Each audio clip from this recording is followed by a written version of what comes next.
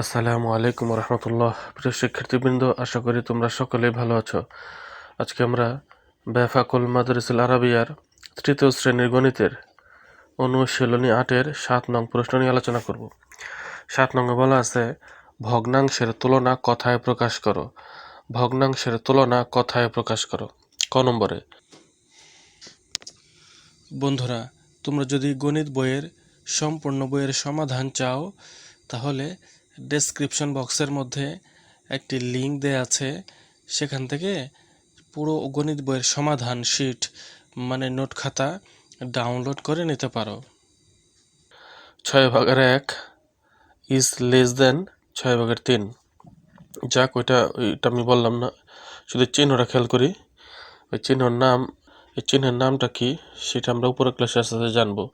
তো সহজভাবে জানি, এই যে চোখা মাথা, এই যে তীরের মতো দেখা যাচ্ছে চোখা মাথা, এই দিকে এই চোখা মাথার দিকে ছোটটা বসে, আর এই যে খালি জায়গা, খালি এই যে পেট, এই খালির দিকে বড় সংখ্যা বসে। আমরা এইভাবে জানি ক্লাস 3-তে, আর কিছু জানার দরকার নেই।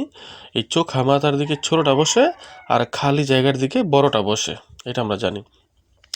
এখন ভগ্নাংশের তুলনা কথায় প্রকাশ করো, অর্থাৎ দুইটা ভগ্নাংশ দেওয়া আছে, অর্থাৎ উপর একটা কিছু দেওয়া আছে, নিচে একটা কিছু দেওয়া আছে।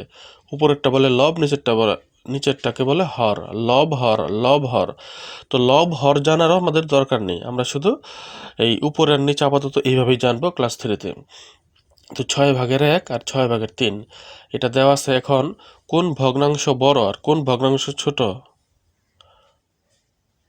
সেটা আমরা এখন বের করব। 6/1, 6/3। 6/1 আর 6/3 এটাকে আমরা কথায় লিখব। আচ্ছা, এই 6/1 এই দিকে চিহ্নটা কি আছে? চোখা মাথা। এই চোখা মাথাটা এই দিকে আছে, তাই না? তো আমরা লিখব 6/1, এই যে 6/1 ছোট 6/3 থেকে, এই যেভাবে লিখব 6/1 ছোট 6/3 থেকে। এই যে দেখো, এটা যেমনি সেমনি আমরা এখানে লিখে দিব 6/1 ছোট 6/3 থেকে, অর্থাৎ 6/1 হচ্ছে ছোট, এই যে চোখা মাথা দিয়ে বোঝা যাচ্ছে ছোট। 6/1 ছোট 6/3 থেকে।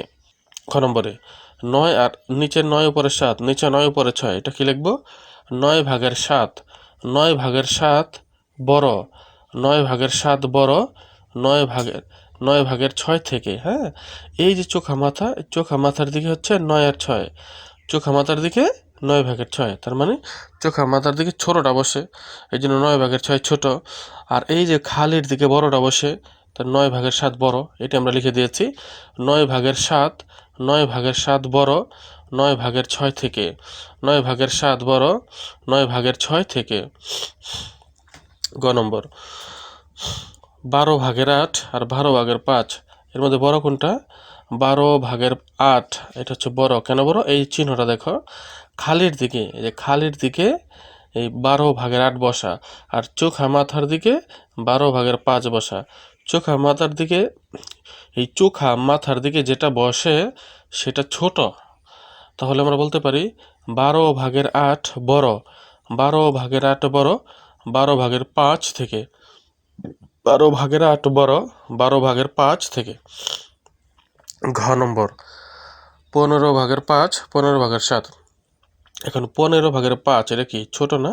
হ্যাঁ ছোট। কেন ছোট? এই যে চোখা মাথা আছে, চোখা মাথা ওর দিকে আছে, অতএব 15/5 হবে ছোট। এই যে সমাধান, 15/5 ছোট 15/7 থেকে।